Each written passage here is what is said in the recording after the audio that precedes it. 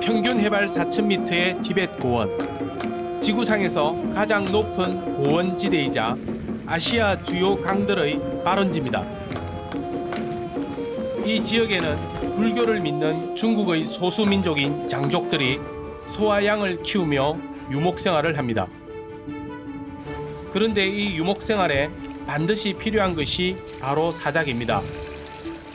중국에서는 티벳의 개라는 의미의 짱아오로 불리는데 약 3,000년 전부터 장족과 함께 살아온 것으로 알려져 있습니다.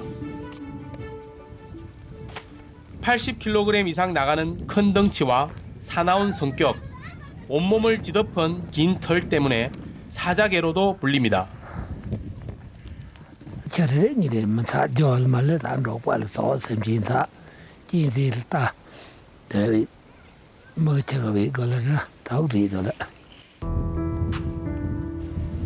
티벳 고원지대에는 다양한 동물들이 서식합니다.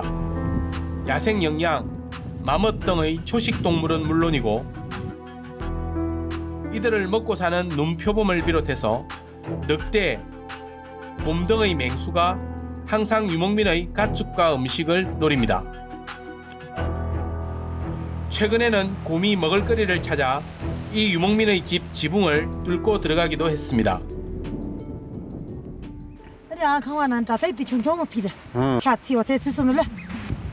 이때 집을 지키던 짱아오가 숲속으로 도망가는 곰을 쫓아갔다고 합니다.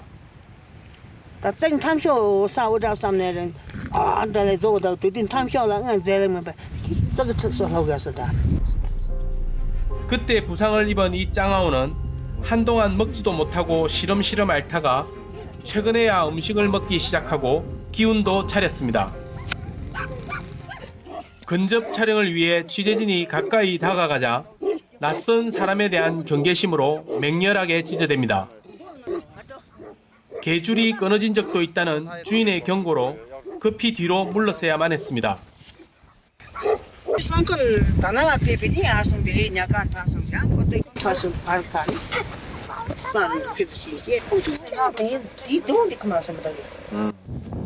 사자를 닮은 외모와 용맹함, 게다가 주인에 대한 충성심까지 더해져 짱아오의 인기는 높아져만 갔습니다. 짱아오를 찾는 사람들이 많아지자 점점 가격은 높아졌고 검은색 아우디, 오메가 시계와 더불어 중국 부자들의 필수품이 되었습니다. 가격은 점점 치솟아 한 마리에 수십억 원에 팔리기도 했습니다. 짱아오로 벼락 부자가 됐다는 소문에 너도 나도 짱아오를 키우기 시작했습니다. 这时候就是包括那个佛祖、喇嘛、所有的领导、那个政府领导都演的。 칭하이성의 한 가정집. 이 집도 짱아오를 판매하고 있습니다. 이 개는 올해 1살짜리 암컷인데 순수한 혈통의 짱아오라고 합니다.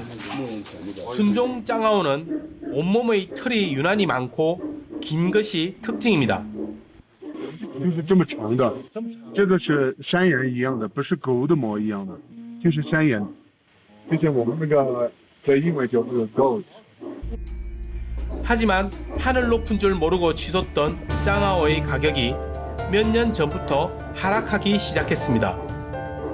아주 비싸게 팔리던 이 순종의 짱아오들도 지금은 가격이 많이 낮아졌습니다.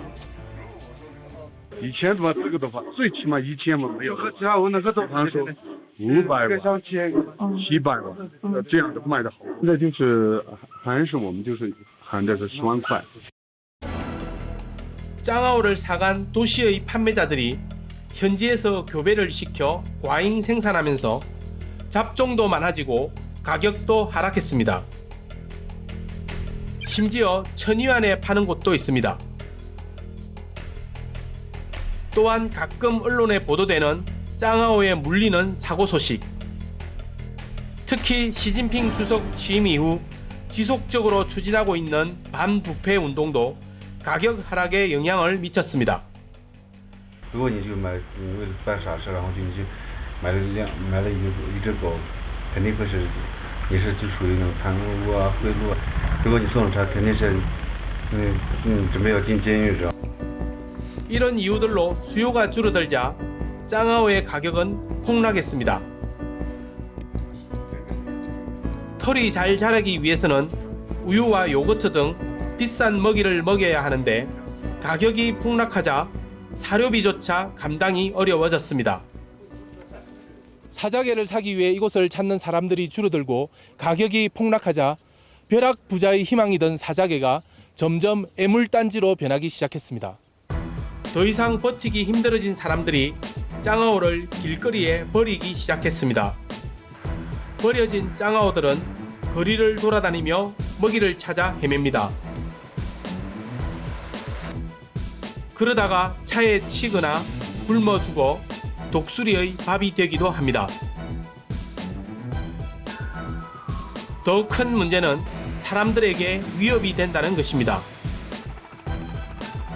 10여 마리가 뒤엉켜서 싸우는 모습이 상당히 위협적으로 보입니다.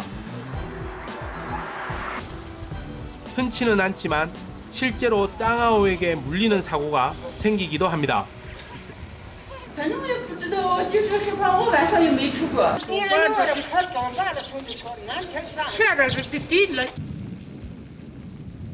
길거리에 개가 너무 많아지자 지방정부와 이 지역의 절이 힘을 합쳐 짱아오 수용소를 만들었습니다.